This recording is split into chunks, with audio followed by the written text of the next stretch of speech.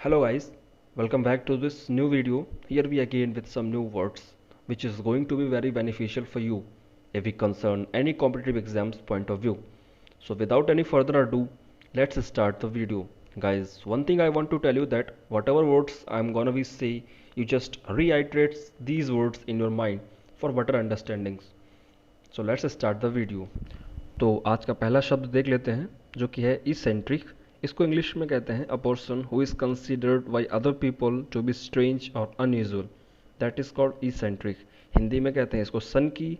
Parts of speech होती है इसकी adjective. Next is entomology. In English we can say it the scientific study of insects, that is called entomology. Hindi में कहते हैं इसको कीट विज्ञान। पार्ट्स ऑफ स्पीच होती है इसकी noun. Next is epicure. Epicure को इंग्लिश में कहते हैं a person who enjoys food and drink of high quality and knows a lot about it, that is called epicure. Hindi में कहते हैं भोग बिलासी और पार्ट्स ऑफ जाती है इसकी noun. Next is ethnology. Ethnology को इंग्लिश में कहते हैं the scientific study and comparison of human races, that is called ethnology. Hindi में कहते हैं मानव जनित विज्ञान। पार्ट्स ऑफ जाती है इसकी नाउन। Next is एक्जेनरेट।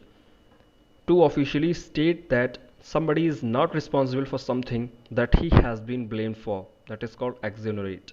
हिंदी में कहते हैं मुक्त करना। पार्ट्स ऑफ भी आती है इसकी एडजेक्टिव। Next is एक्स्ट्रावैगेंट।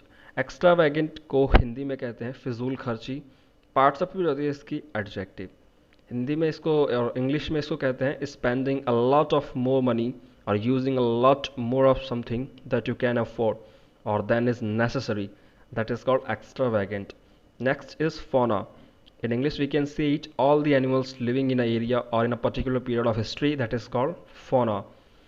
हिंदी में इसको कहते हैं पशु भोग। पार्ट्स ऑफ होते हैं इसकी नाउन। Next is फ्रेट्रीसाइड।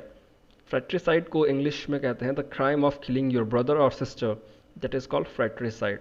हिंदी में इसको कहते हैं भ्रातृघातक। पार्ट्स ऑफ होती है इसकी noun. Next is glutton. Glutton का मतलब होता है अ person who Yeats too much. Hindi में कहते हैं भुक्कड़ या फिर पेटू। पार्ट्स ऑफ भी जाती है इसकी नाउन, मतलब बहुत ज़्यादा जो खाना खाए, ठीक है, उसे ही भुक्कड़ कहते हैं और इंग्लिश में उसे कहते हैं ग्लटन। तो नेक्स्ट वर्ड देख लेते हैं हमारा हाइपोकॉन्ड्रियक। हाइपोकॉन्ड्रियक को कहते हैं worried all the time about your health and believing that you are ill और sick when there is nothing wrong with you. मतलब आपके साथ कुछ भी गलत नहीं हो रहा है फिर भी आप असमंजस में हैं, ऐसी सोच में, ऐसी विचारधारा में है कि आप बीमार हैं, आपके अंदर कोई डिजीज़ है, उसे ही इंग्लिश में हाइपोकॉन्ड्रियक कहते हैं। हिंदी में उसे कहते हैं रोग भ्रमी। पार्ट्स ऑफ जाती है इसकी noun. Next is hypocrite. Hypocrite को कहते हैं a person who pretends to have moral standards और opinions that they do not actually have. मतलब वो ऐसा दिखावा करते हैं उनके मॉरल स्टैंडर्ड्स हैं और उनके खुद के ओपिनियंस ऐसे अच्छे हैं लेकिन एक्चुअली में है ही नहीं, उसे कहते हैं हाइपोक्राइट। हिंदी में कहते हैं पाखंडी। पार्ट्स ऑफ जाती है इसकी noun. Next is immigrant. Immigrant को कहते हैं a person who comes to a country where they were not born in order to settle there. मतलब वहाँ पे सेटल करने के लिए आए जबकि वहाँ पे जन्मे नहीं हैं, वहाँ पे पैदा ही नहीं हुए हैं, खाली रहने के लिए आए, उसे इमिग्रेंट कहते हैं। ठीक है, हिंदी में कहते हैं अप्रवासी। पार्ट्स ऑफ जाती है इसकी noun. Next is inaudible. Inaudible को कहते हैं that you can not here, that is called inaudible, ना सुनाई पड़ना। इनक्रेडिबल। इनक्रेडिबल का मतलब होता है इम्पॉसिबल और डिफ़िकल्ट टू बिलीव।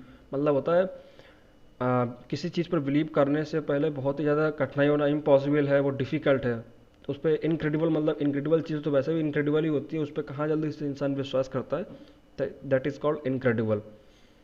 और ये गलत प्रिंट हो गया यहाँ पे, ना सुनाई पड़ना ऊपर वाले का है ये। Next is इंडिफेटिगेबल।